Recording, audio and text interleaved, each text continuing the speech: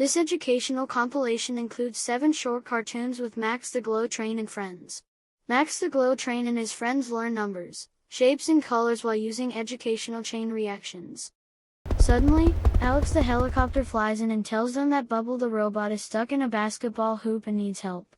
The clever toys then decide to build a giant chain reaction set using toy cars, buses, 3D shapes, boats, dominoes, marbles, and even a toy train. With your help, Bubble the robot is in good hands. It's a beautiful day in the park for a toy car race. Joe the monster truck and Blazin' Bill the monster truck teach race cars how to race. Max the Glow Train and his friends arrive to watch the show too.